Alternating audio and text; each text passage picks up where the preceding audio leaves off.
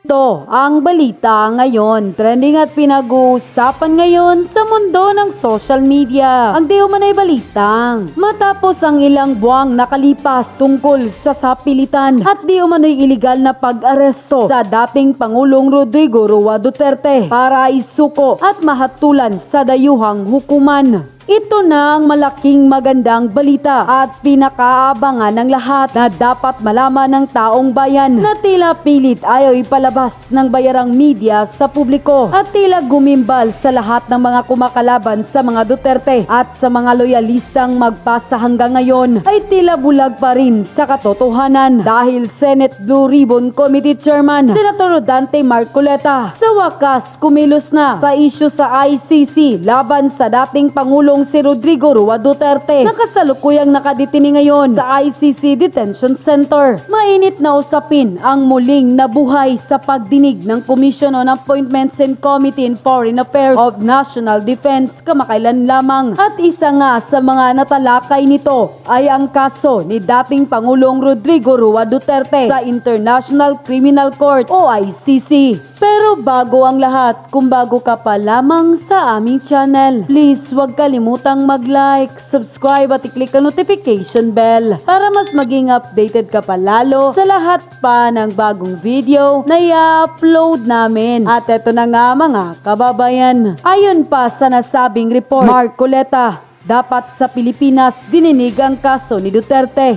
Iginiit ni Senator Dante Marcoleta na dapat sa Pilipinas isinagawa ang anong paglilitis at parusa kay dating Pangulong Rodrigo Duterte sakaling mapatunayang may sala at hindi sa daheg Netherlands kung saan siya ay kasalukuyang nakadetine sa kasong crimes against humanity. Giit ni Marcoleta, sa ad interim appointment hearing ng DFA, hindi sinunod ng ICC ang sarili nitong mga regulasyon sa pag-aresto. Aniya, may umiiral na batas sa bansa na nagsasabing saklaw pa rin ng lokal na jurisdiksyon ang mga kasong tinuturing na international crimes. Umaasa ang senador na matatanong ni dating DFA Secretary Enrique Manalo na ngayon ay permanent representative ng Pilipinas sa UN sa New York kung naging regular ang proseso o dapat ba itong masusing repasuhin? Unquote. Komento pa ng taong bayan, tama lang naman talaga na dapat dito litisin sa Pilipinas kung meron man siyang nilabag na batas dito niya harapin dapat. Yan attorney, asikasuhin mo yan kasi labag talaga sa batas yan. At para kay PRRD at sa taong bayan, long live Attorney Sin. Salamat Senator Dante Marcoleta, God bless always. Nakakami si FPRRD Tatay Digong, hindi siya kriminal, hindi masamang tao, naramdamang trusted at safety government during his term. Naiiyak ako sa iyo, Senator Marcoleta. Dami niyo pong nilalabanan. Flood control, flood corruption, ayuda, tumiral ko, illegal detention ni PRRD. Alam ko, madami pa kayong gustong magawa. Lord, tulungan niyo po ang butihin naming Senador Marcoleta. Siya po ang number 1 namin at kailangan kasama ni VP Inday. Dapat managot ang nagpadala kay PRRD sa ICC itong administrasyon na ito at ang kanyang mga alipores. End quote. Mainit na usapin ang muling nabuhay sa pagdinig ng Commission on Appointments Committee on Foreign Affairs and National Defense ngayong Miyerkules. Isa sa mga natalakay ang kaso ni dating Pangulong Rodrigo Duterte sa International Criminal Court o ICC. Sa pagdinig ng Commission on Appointments Committee on Foreign Affairs kaugnay sa pagkonsidera sa nominasyon at ad interim appointments ng 24 na foreign service officials ng Department of Foreign Affairs, muling napag-usapan ang kaso ng International Criminal Court o ICC laban kay dating Pangulong Rodrigo Duterte. Iginiit ni Senador Dante Marcoleta na labag sa batas ang pag-aresto at posibleng paglilitis kay Duterte sa The Hague. Ambassador, in my humble personal view, the arrest, the detention, and the potential prosecution of former President Duterte in The Hague is illegal. Well, I'm basing my opinion within the limits and context of the Rome Statute. I'd like to find out, given your next position as the permanent ambassador, Philippine ambassador to the United Nations, will you be in a position to navigate within the context of international law, whether or not we will find support in expressing my opinion that it is indeed illegal? Kasunod nito, ipinaliwanag ni Foreign Affairs Secretary Enrique Manalo na hinirang bilang permanent representative ng bansa sa United Nations ang posisyon ng Pilipinas kaugnay ng ICC. The Philippines is not a member of the ICC, so we have actually no official contact with the ICC. But nevertheless, the Philippines will always remain committed to all the human rights conventions and agreements that we are parties to. We will also, of course, follow our own national domestic law. And it's in that context that we will work to see how we can promote the various commitments that all countries have to human rights conventions. Gate pa ni Marcoleta, ayon sa prinsipyo ng complementarity at nakasaad sa Republic Act 8591, anumang kasalanan ng isang Pilipino kahit maituring na international crime ay dapat titisin sa loob ng bansa. So dapat sana ang naunang, kung mayroong pagkakasala, yung ating nakaraang Pangulo, dito siya dapat na-arestuhin, dito siya dapat litisin at hatulan mismo ng ating sariling mga batas. The ICC itself did not observe its own regulation, its own rules. At meron naman po tayong domestic law, hindi po ako nagkakamali. This is Republic Act 8591 na sinasabi po doon ang nagkasalang isang Pilipino, kahit na yung pagkakasala niya ay tinataguri ang international crime at lahat ng kauri nito, ang jurisdiction dito pa rin sa ating bansa. Binigyan din pa ng senador na tila hindi nabigyan ng due process ang dating Pangulo at hiniling kay Manalo na mailapit ito sa United Nations. I will take to heart the points you have made. I will take them into account. And naturally, in the context of my overall work there, as I mentioned, in promoting human rights, etc., I will certainly take into account what you have mentioned.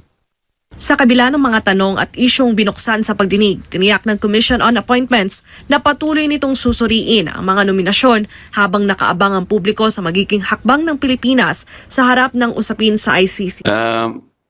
Ambassador, in my humble personal view, the arrest, the detention, and the potential prosecution of former President Duterte in The Hague is illegal. Well, I'm basing my opinion within the limits and context of the Rome Statute. I'd like to find out, given your next position as the permanent ambassador, Philippine ambassador to the United Nations, will you be in a position to navigate within the context of international law, whether or not we will find support in expressing my opinion that it is indeed illegal? Thank you very much, Mr. Senator. Well, first, of course, the Philippines is not a member of the ICC, so we have actually no official contact with the ICC.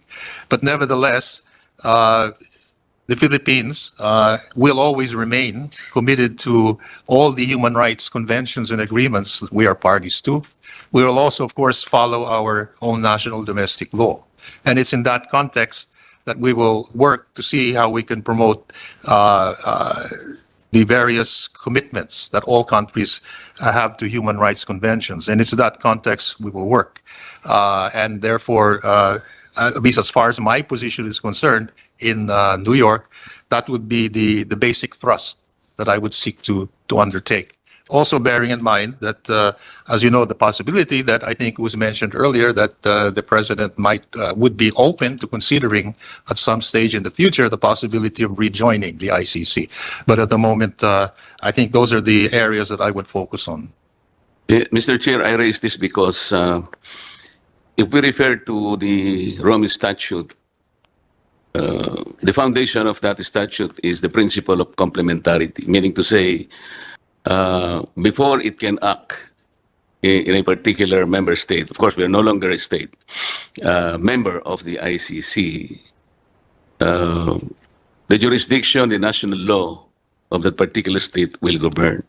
There has not been any pronouncement that the Philippine government, judicial system, or the National Prosecution Service cannot function or remains to be inactive.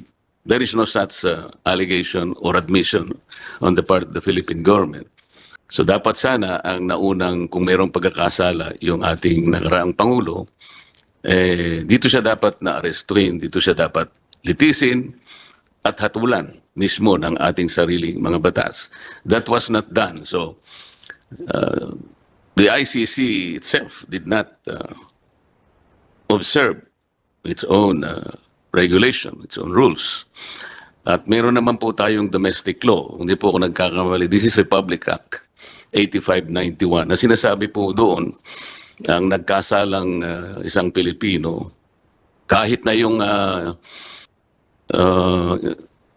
pagkakasala niya ay tinataguri ang international crime at lahat ng kauri nito, ang jurisdiction dito pa rin sa ating bansa.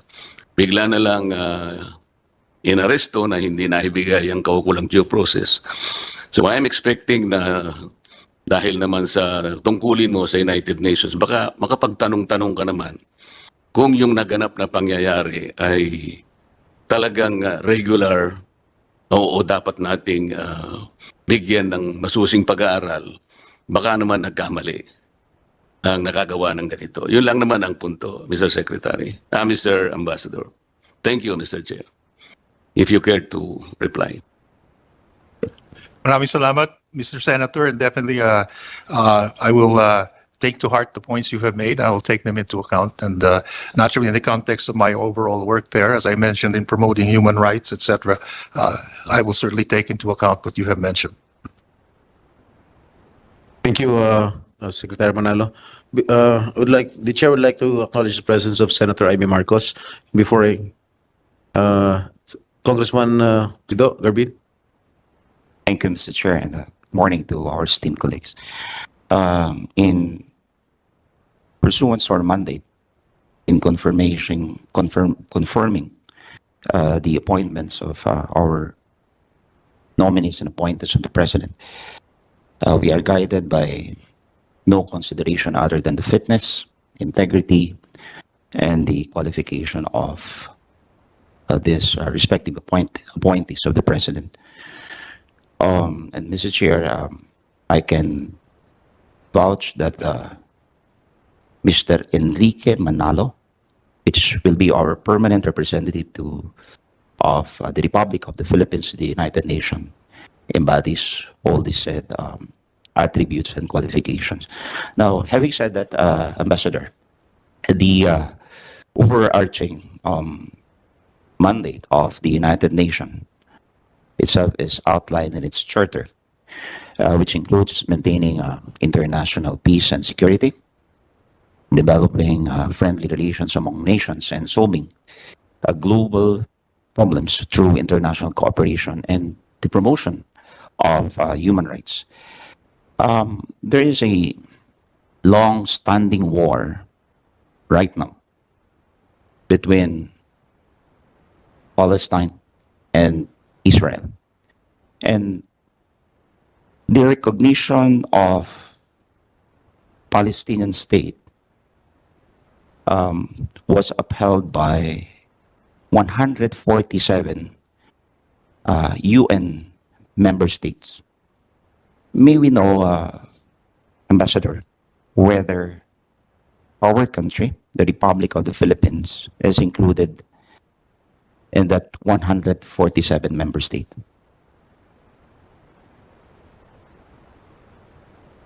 Thank you very much, Mr. Congressman. On the particular question, yes, we are included. The Philippines has long held the view of a two-state solution to the issue in Palestine. Of course, that being said, at the same time, we are very deeply concerned about the humanitarian situation in Gaza as it stands now, and the suffering of the civilian population.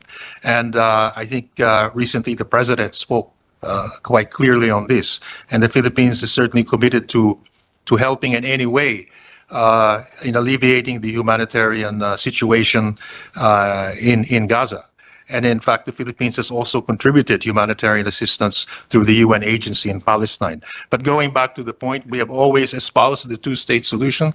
And in fact, we even participated in the ICJ advisory opinion on Palestine recently. We also made a submission. We were one of a number of states to do so. So our commitment to ensure that the situation in Gaza does not continue as long with respect to the humanitarian suffering and costs to the women, children, and people in Gaza. But, Mr. Ambassador, would you agree with me that due to the long-running dispute between Palestine and the Israel, which has been, internationally agreed, it has no internationally agreed boundaries as of yet. And in fact, given its status, they are just a quasi-state. But as you have said, we continuously recognize the two-state solution, and we fully support the same. In according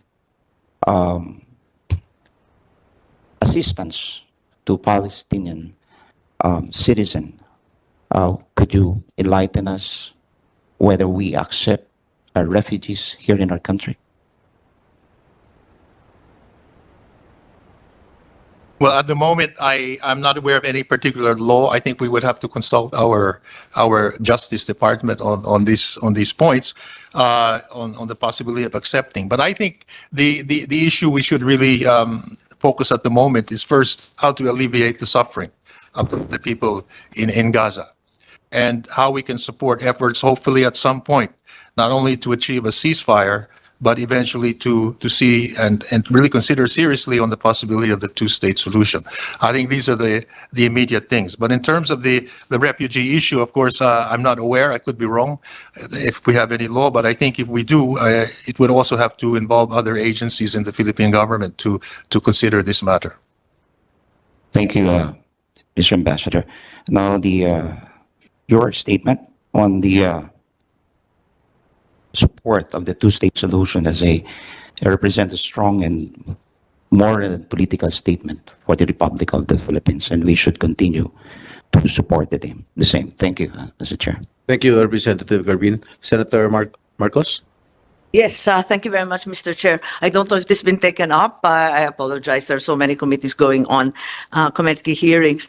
To Secretary Manalo, I'm sorry, you're still Secretary by habit. Makikibalita lang po tungkol sa bid natin to be a member of the UN Security Council. What are our chances of occupying the Asia-Pacific chair? And what are you doing to campaign? Because I know it involves a lot of lobbying and coalition building among our group.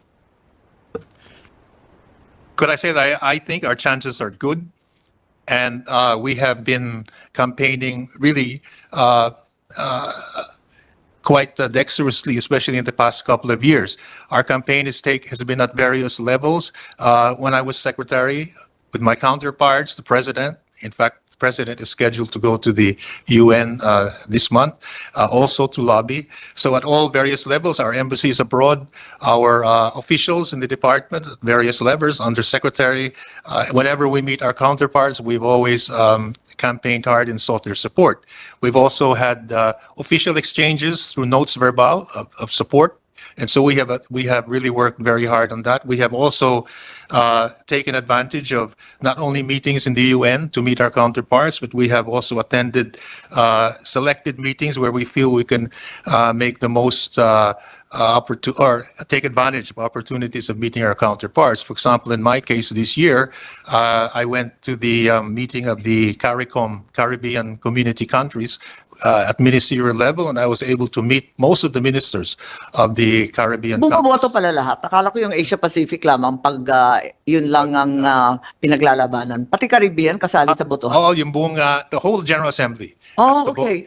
But- Even if it's only for a specific region. Just- I see. so So, you- as I recall in the UN, it involved a lot of whining and dining. Talong-talo tayo sa mga budget nila. Anong ginagawa ninyo? Well, At sino yung karibal natin? Sino pa sa Asia Pacific ang pumupustura? Kyrgyzstan. I see. Nice. And yes, it involves whining and dining and gaining pounds and cholesterol, but we also try to, when we dine, reasonably priced dining. But that's not the only thing, dining and whining. We take advantage too of meetings.